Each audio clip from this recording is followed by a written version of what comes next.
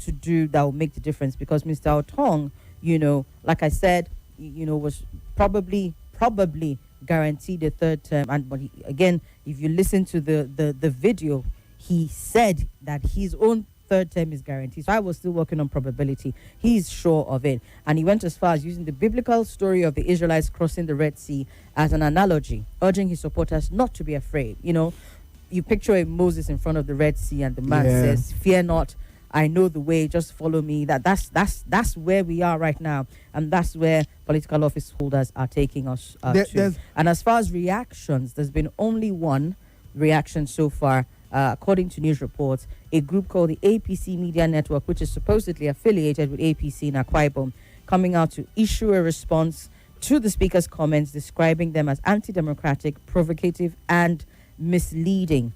Iniobong John said that his Otong's remarks wrongly suggested that party candidates are subject to personal control rather than due process. And I admire this response, but in the reality, this is where we are. So, again, like I said, we need to move past the point of provocation and getting angry and saying, what is it that we can do? How can we get involved to get a different result come 2027? At your call, we could play the video, even though it is not in English. Oh, yeah, we're going to do that. We're going to do that at some point. But let's quickly run through the other stories, yeah? Yeah. I remember talking about former AGF of the Federation and Minister of Justice, Abubakar Malami, taking on the EFCC. I remember the first invitation he received. He went there, listened very intently and very thoroughly to their claims, and put them down, basically, even going as far as to issue a press statement that, sort of watered down whatever claims it was that the EFCC had concerning him and the, I think it was a Bacha loose, 322 million thereabouts. Well, as it stands, the EFCC, last I heard, invited him back again. And this time around, Malami has come out with an entirely different tune. This time around, he is claiming that the EFCC's constant invitations to him and whatever it is that they're doing is a witch hunt, and he's currently demanding the withdrawal of the EFCC chairman from the probe, saying that I think he alluded to some sort of conflict of interest thereabout, and he's accused him of pursuing a politically motivated investigation against him, and he's asked that Mr. Olukoyede recuse himself from the matter. This was in a press statement he issued on Monday by Special Assistant on Media Mohammed Doka, where Malami described the ongoing investigation and his alleged detention as something driven by personal animosity rather than evidence, insisting that EFCC's leadership lacks the objectivity required to handle the case. Now, you'd wonder why a former AGF is questioning the objectivity of EFCC in itself. But yes, Malami linked this probe on him or against him to his recent defection to the ADC, alleging that the EFCC chairman harbors a long-standing grudge against him stemming from the Ayos Salami Judicial Commission of Inquiry. This commission, set up during Malami's tenure as AGF, investigated allegations of corruption within EFCC. According to the former Justice Minister, the current investigation is characterized by illegal detentions, media harassment, and procedural abuses. Now, the change of tone is very sudden. Like I said, he went in the last time, came out, I think he was granted bail, came out, which, expect that, okay, from time to time you'll be invited, but this time around, he's not taking the matter lightly. He says the illegal detentions, media harassment, and procedural abuses bear all the hallmarks of someone who is out for retaliation motivated by personal vengeance. Malami out here talking, and we have some responses, and we'd like to get yours as well. Odinkalu reacting to Malami's claim over politicization came out to say they are following what you taught them. Yeah. Chidi Odinkalu put this out on his X handle on Sunday, using some rather strong words to describe the former Attorney General.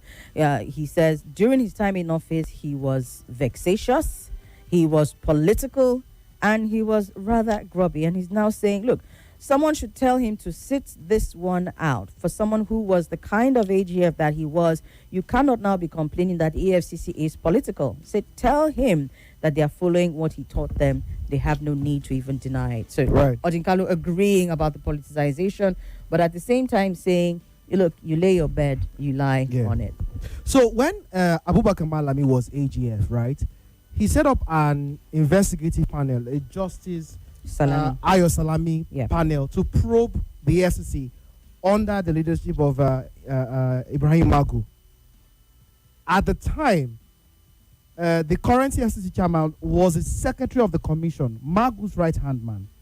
And there was actually a probe at the time on Olukoyede himself of gross misconduct and all of it. But because, of course, Magu was the EFCC chair at the time, so he was in the face of most of those allegations. I think you can remember that time.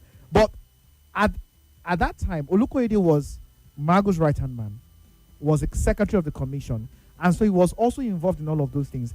And that is the premise upon which Malami now is talking that when I was AGF, that I'm giving inside gist now.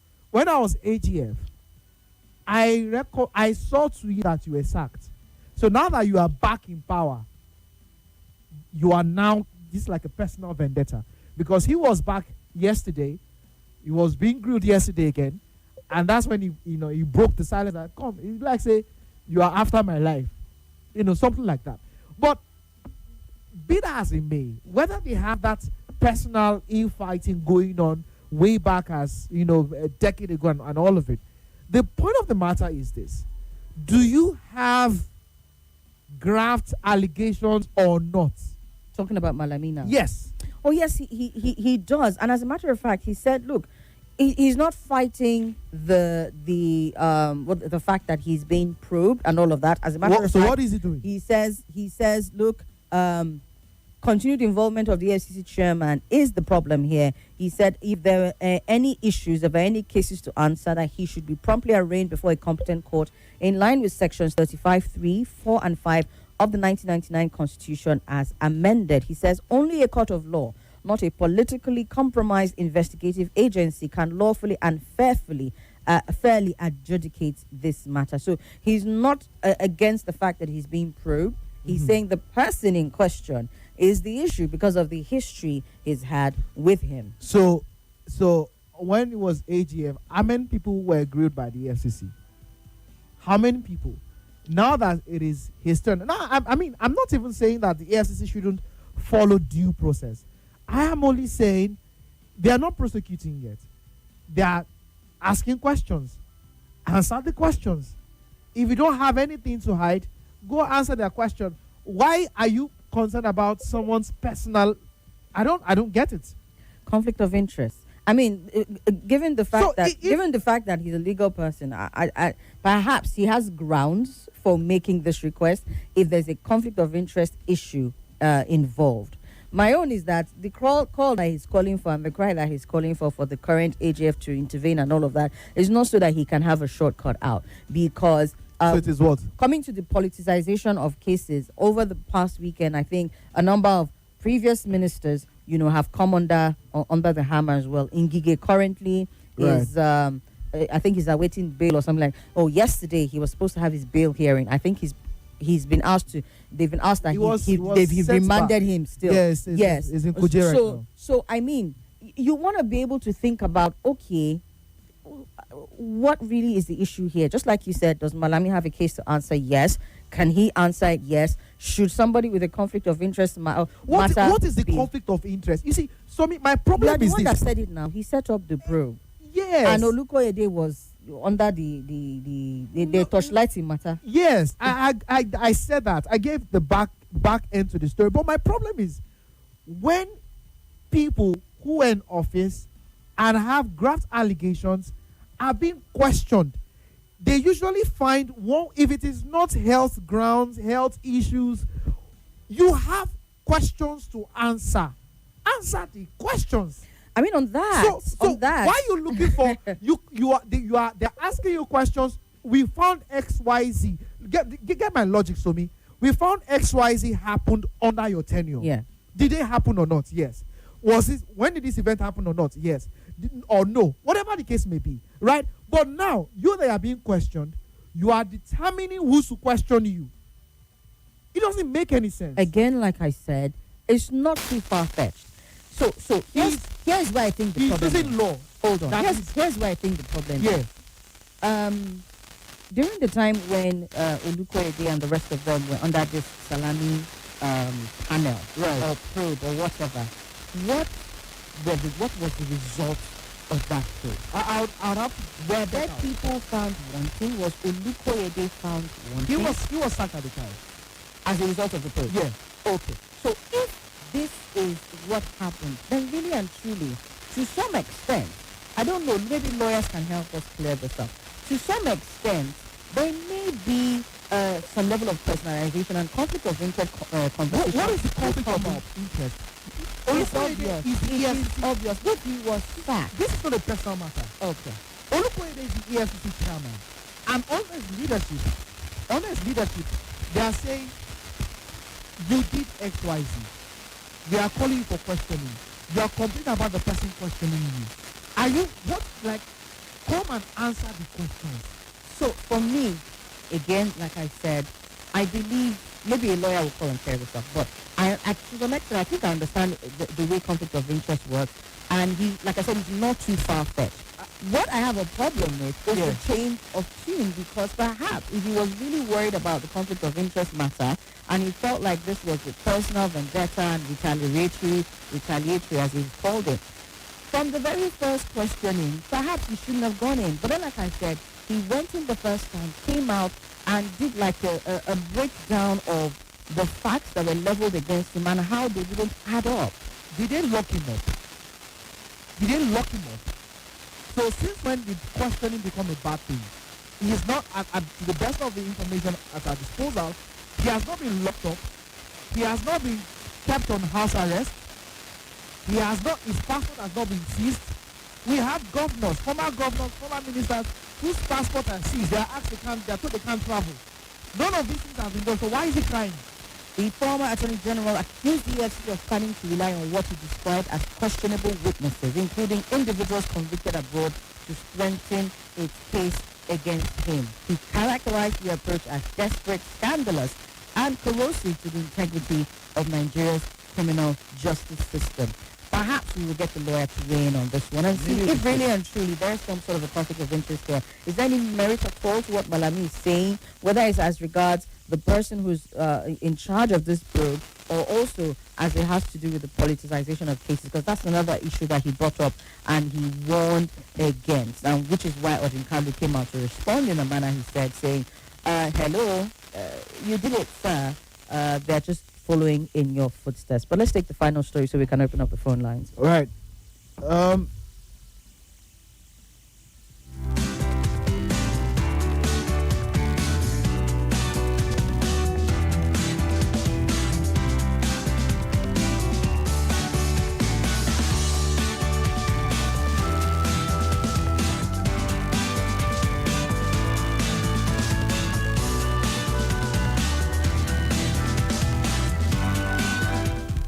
All right, so we'll just take this last story and then we'll go straight to your contributions.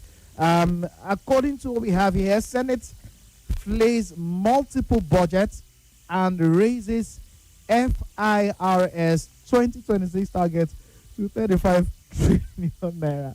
I'll take that again, 35 trillion naira. And the first question that comes to mind from me is to be, when they want make FIRS 35 trillion naira, but that's by the way. Not billion, no. Trillion. Anyway, so the Senate Committee on Finance voiced strong disapproval of the federal government's repeated practice of implementing multiple budgets within a single fiscal year, a scenario that's played out in this year 2025. The lawmakers also tasked the Federal Inland Revenue Service to raise its projected revenue target for 2026 from 31 trillion naira to 35 trillion naira. Even as the federal government lamented a shortfall in its 40 trillion naira revenue projection for 2025. The senators' concerns came to the fore during an interactive session between the Finance Committee chaired by Senator Sani Musa of APC Niger East and key managers of the nation's economy on the 2026 to 2028 medium-term expenditure framework, MTEF, and fiscal strategy paper. So the meeting also reviewed the implementation of the 2024 and 2025 budgets and considered projections for the 2026 budget, provided details.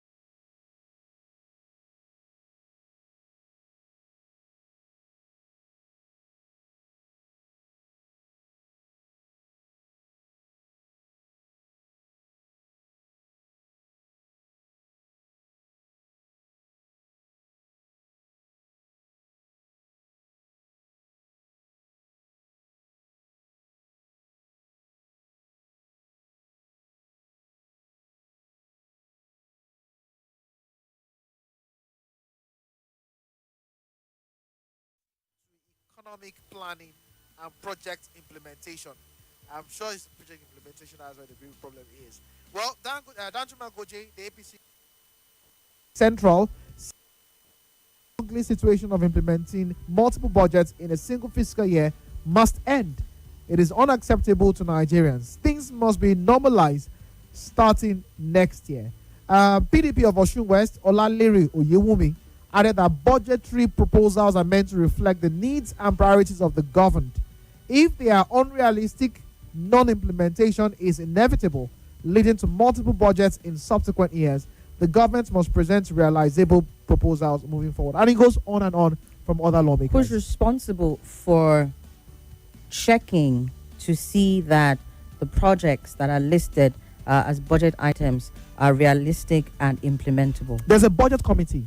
Okay. From the Senate. Within the Senate. Within the Senate. Okay. So that just goes to show, first and foremost, if one of their own is saying this is part of the problem, you are having unrealistic items put forth in the budget, and then you cannot implement them. And then instead of because I would recommend, as a Senate committee, expunge this item from the budget. But no, they leave them there because one way or the other, there are one or two things that are going to come out of it. And at the end of the day, you have this rollovers. I think that the Senate is primarily responsible, the same Senate who is going in on the federal government for the rollover of the budget. I think they have failed in their duty, especially that committee, to ensure that you are presenting or okaying or assenting to a realistic budget year in, year out. Before you know what's happening, we are not just going to be rolling over annual budgets. We are going to be rolling the entire medium-term expenditure framework, because you're entering inside 2026 hoping to normalize things by 2026. And when I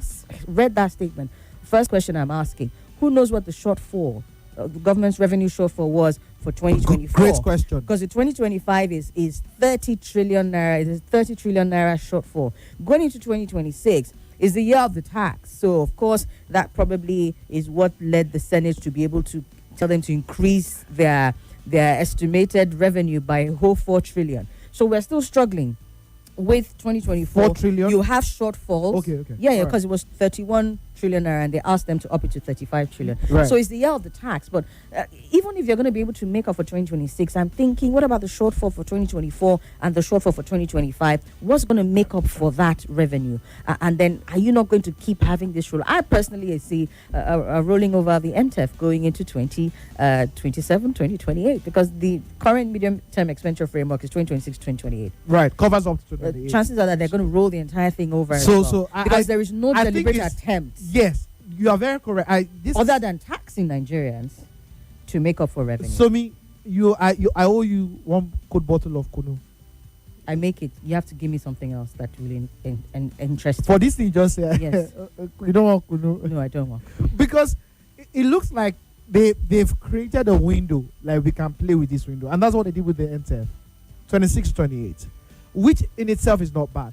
But again, the very first question you asked, what happened to the committee? How come that they didn't see this? Because currently, according to the Minister of Finance, what we are currently having, we're having the 2024 implementation budget, 2025 supplementary budget, and the 2026 proposal. So, honestly speaking, weren't there multiple supplementary budgets in 2025? I don't understand the way supplementary budgets work, but I know at some point they supplemented and then they supplemented. As money no day now. I honestly though the Senate I think needs to sit up. They are the ones taking the government to task. Last week we heard about how they were complaining about the implementation of the budget because of how it was affecting their constituency projects ahead of 2027. So if you really sit down and do their homework, are we going to be where we are right now? I think that's the question. And for Nigerians, I know many people have said this. I'm going to say it again. Brace up. Brace up. Even 4 trillion naira. We're going to take some impact next year. More conversation, more talk, more right after this.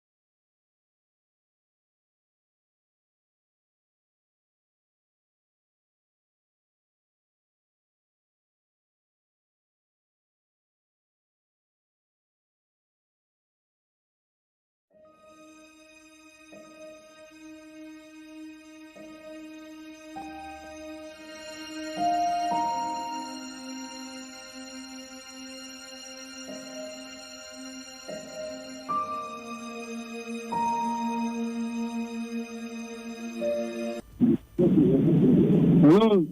Somi Gabriel. What's your name? Where are you calling from? Good afternoon. Good afternoon. Welcome. This is Prophet Michael Uchewoke. All right, sir. Go ahead. Malami. You see, APC as a party, APC, they are destroying Nigeria. Their sins are forgiven.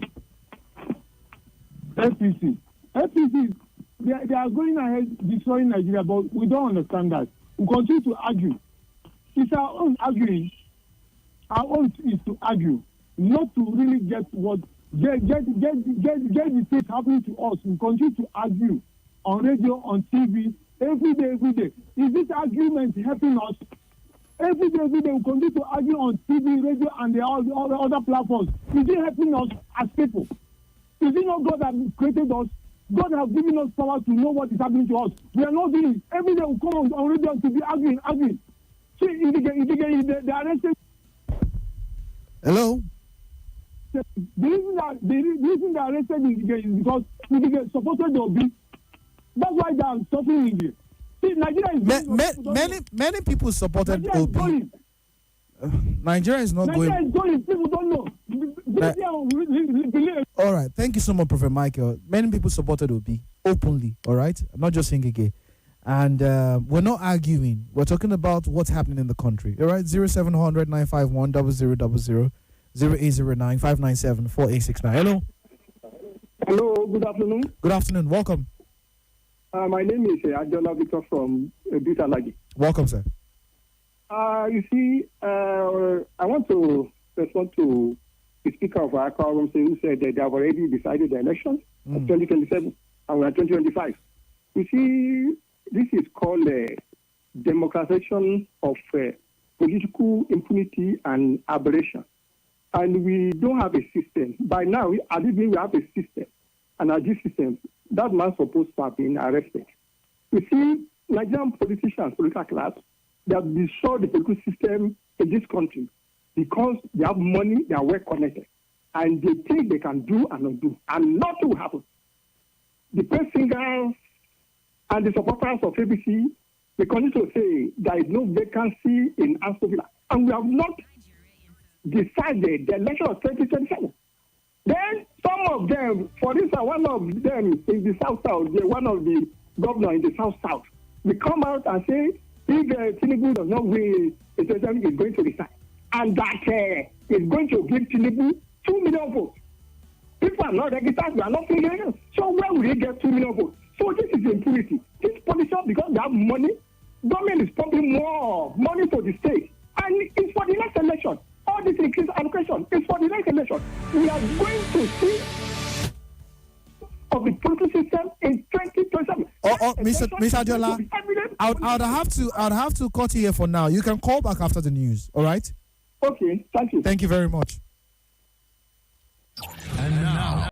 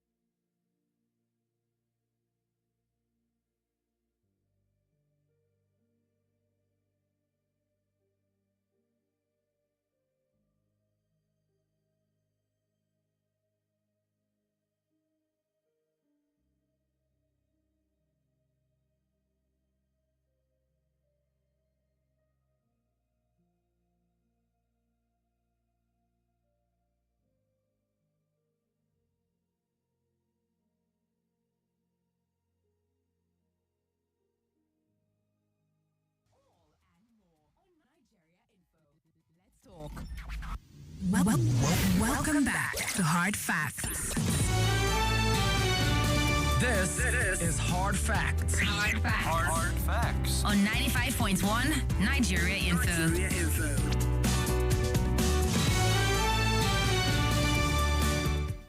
Welcome back. It's still your number one talk station, 95.1 Nigeria Info. Somi and Gabriel here on Hard Facts, and we are going straight back into the phone lines and your messages to get your thoughts on the big three. Good afternoon. Welcome. Good afternoon. My name is Mike when wind blows. Welcome, Mike. For this very interesting story about Malami. What I say is very interesting is that I recall, if I can look through my archive, I can articles I wrote when he was all over the place prosecuting Mohammed Adoke, his immediate is it predecessor call it now? Remember that time that Mohammed Adoke was in court? Right. His tenure as a GF, right? Yeah. I wrote that, I said Malami should watch it. Say he's not immune to whatever is happening to Adoke that time. Now he's facing his own music now. And it's interesting because at that time, the things he's complaining, these are some of the things he himself meted out to some people. Right? And even worse. So, like the other president said, what is good for Bala is also good for Bulus. He should keep quiet and answer his question. But my concern is that the EFCC as a whole, can they bang their chest and say, we're actually doing the work which we are set out to do? Of all the people, all the ex-governors that have case filed with them, how many of them have we seen the conclusion of their cases? Right. The likes of the immediate past Anambra governor. Name them. How many of them, which case that will never see conclusion? Even the ones we saw conclusion, two governors that were convicted, presidential pardon was granted them. So what are we saying? All right. But for me, I would say, in conclusion, I would say the gathering of all the governors into one party for me is not a problem. If Nigerians understand that voting is our birthright and say we're not going to vote for any governor until we put our local government chairman, councillors, even the state of assemblies, we could vote for them first, the governor come last. If Nigerians can unanimously agree on this, if they like, they gather themselves for one party or for one bedroom, they don't go do nothing. Okay. But my pain is that how to communicate this to Nigerians to say, voting is our birthright. So this is how we want to start our elections from the ward level, councillors, local government chairman first. So that is the way we can do so. We'll seize power from them democratically. Thank you, Mike. Good afternoon. Thank you. Thank you, Mike. Well said. Hello. Hello, good afternoon, ma. Good afternoon. I am Olatunji calling from Kubwa. Welcome, Mr. Tunji. Go ahead, sir. In fact, I feel somehow when I hear the report or the speech from this speaker of Akwa Ibom or which state, Akwa Ibom, yes. The ticket of many lawmakers, which we never knew what is going to happen tomorrow or based on policy. And I think what I see to this is music I see to this tone is the destruction of the poor, is their poverty. Because I wonder why people, because there is no any reaction there. It's just like people, they don't digest word or allow word to assimilate with them before they make applause. Just like the syndrome of bow and go. Because, and I pity for the people. Look at in Rivers also, whereby I wonder why the difference of people, the black and white differences, or my interest or brotherhood, we make our people, I think they need orientation. We make them not see, you can see, these characters are hindering the right of voters, because I wonder where is the right of vote here. So, and in the sense of my own layman, I think the money that have been already spent from maybe the midterm budget or annual budget, from a federal accounting budget, I mean, which has done a rollback, already been approved. I wonder the administration or the taking of it to bring it back. I wonder how it's going to reflect, whereby the present one, the budget has not even used its purpose. I'm very surprised for this, our senators. We need to vote our senators and our reps right. Okay. Thank you very much, sir. Good afternoon. My name is Adiola Victor from Busalaji. So let me conclude. Hello? Go on, please, Mr. Adeola. Hello? Mr. Adeola, we can hear you. Go on, please. Okay, yes. So as I was saying, so Nigerian politicians, they have seen us finish, especially the electorate. And that is why they can come out and start to say they have already known that who is going to win the election or not. You see, I want to advise the political class. They should stop up hitting the policy. Let them focus on giving people the dividends of democracy now. We still have 27, maybe 1 year plus. But one thing is sure. You see, like many of them, Nigerians have rejected them. It's because they have the money, they have the power. That is why they can come out and start to say all this nonsense. They should stop all this shit. You see, the supreme power belongs to the people. The general will belong to the people. The mandate belongs to not these few privileged political class who have messed up our political system. I will continue to say there's no vacancy in Asobila. They are going to give Tinubu 200 something, vote 2 something million. They are going to give it. Election has not been gotten. So where will they see people? So they should stop all this mess and focus on giving people the dividends of democracy. Thank you. I think that bridge, they've crossed it and they've burnt it. There's no, I don't see any strategic plan to focus on. No, everything is all 2027 at this point. Good afternoon. Good afternoon. Yes, welcome. Good afternoon. Gabriel, good afternoon. Good afternoon. Yeah, this is Lukman speaking from Zamani. Go ahead, Go sir. on, please. Yes, that lawmaker, I think they are just playing mind game. That is what they are doing. And that is what their paymaster want to hear. They want to hear them, speaking in that manner so that they say yes. Because if you are recruited by a politician or you are benefiting from them, the life sacrifice is so much. So the more you do it, the more you may retain your position. So that's why speaking like that. And majority of people who are even in the rural area, some are not even listening to radio. Is it the people that were massacred that that will now come out and say they want to give their vote to Tinubu or APC or whatever? So they should allow him to express himself. He has the right, can say whatever he wants to say. Right. It is when the economy is bad, they don't even need to advise the people who to choose. And even the man is even the Tinubu himself and his group, they are even doing 1 or 2 things. All right, look, man. They are doing nothing. They are just waiting. Yeah. Can I ask you a question, Luke? Yeah. Can I ask you a question? So, do you think that the statement of the speaker, a speaker, I'm not just saying a random lawmaker, I'm talking about the speaker, that's the leader of the House of Assembly in Akwa Ibom State. Do you think it is anti-democratic? Are you there, Lukman? Anti-democratic. Yeah, I'm there. Do you think it is or not? I don't think so. I don't think he's just trying to play a mind game. When a mind game is allowed, so he has not done anything that violates the law. Another question, and I'll let you go. Another question, Lukman, and I'll let you go. Do we have history of godfatherism in Nigerian politics and election system or not? Very well. Okay. All right. Thank you very much. Thank you very much. Yeah. Thank you. Thank you, Lukman. Let's get back to the calls. Good afternoon. Hello? Hello? That's Pastor TJ. Yes, it is. Dubai Pastor Network. TJ, are you there? We can't hear you if we can. Dubai Network is at it again. Let's get back. Is it Dubai, Nigeria? It is Dubai. Good afternoon. Yeah, good afternoon, Somi and good. Welcome. Master calling from Mako. Go on, please.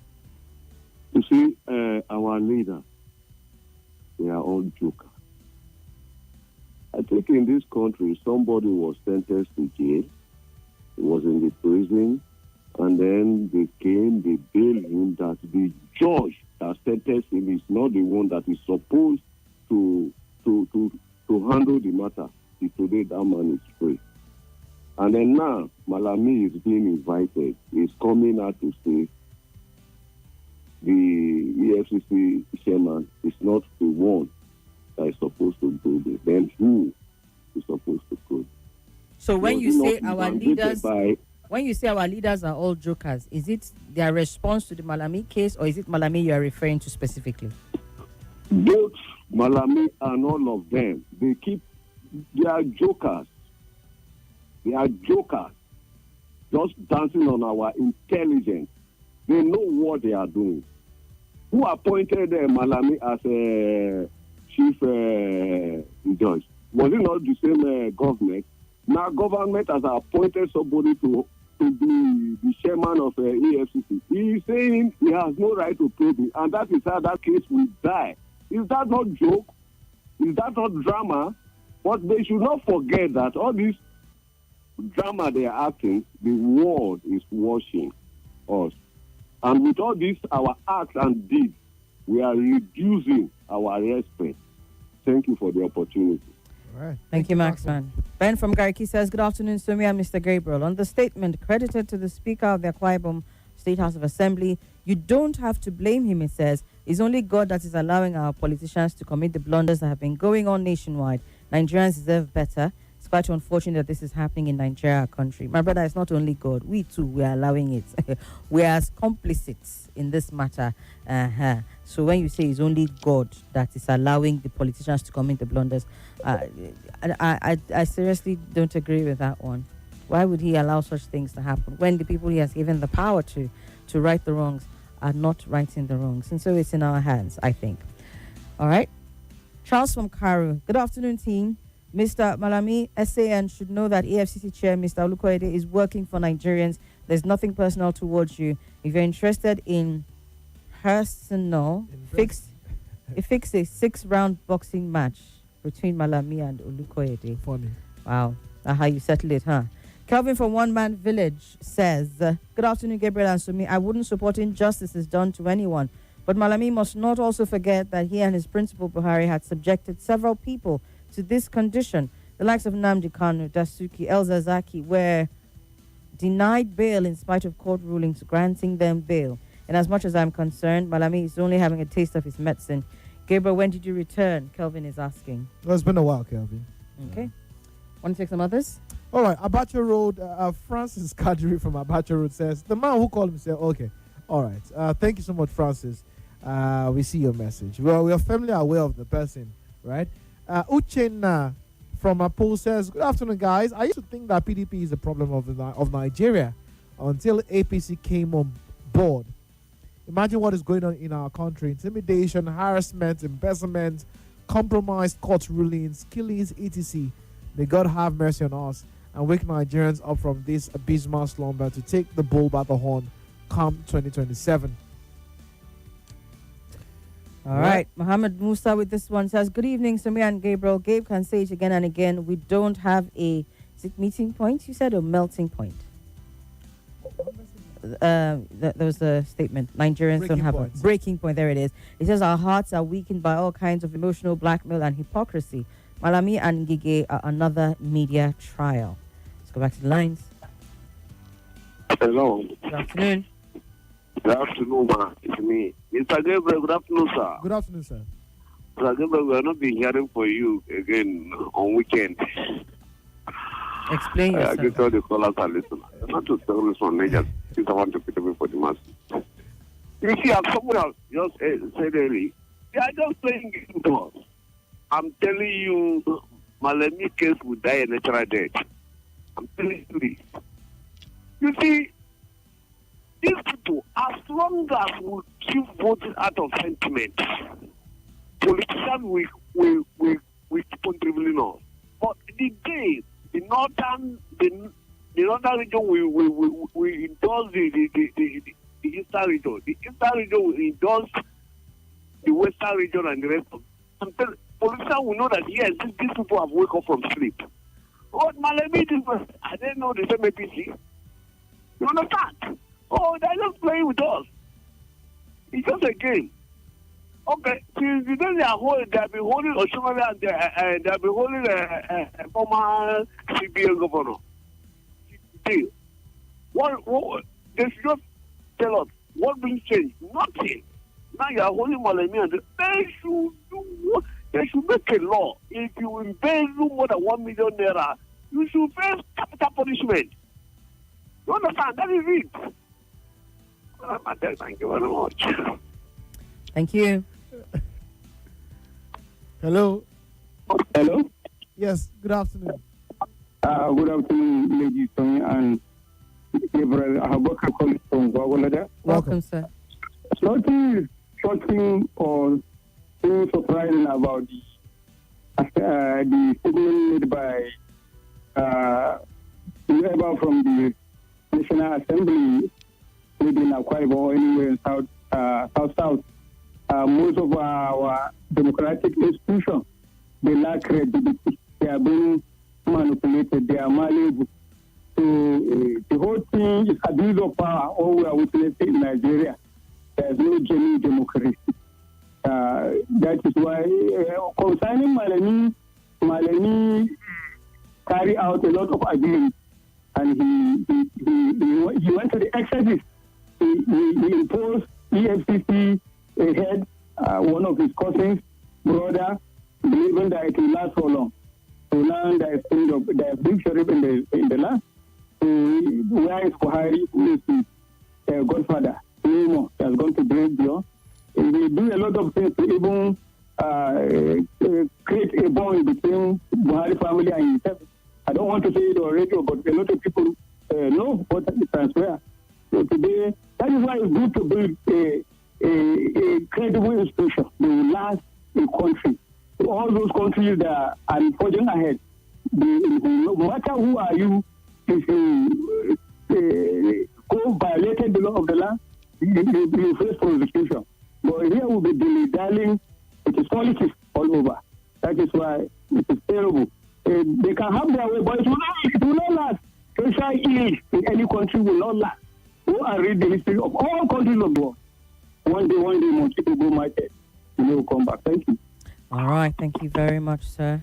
Let's run through a few messages very quickly, and then I'll come back and see what we can do with your calls. Starting with this voice note here.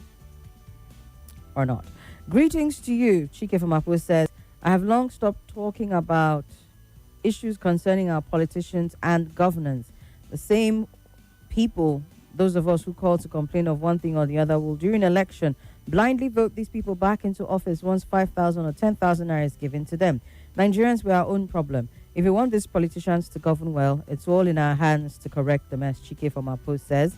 Let's see here. Good afternoon, Somi, and greetings to you, Gabriel Spector. For una mind, EFCC is fighting corruption, Abi.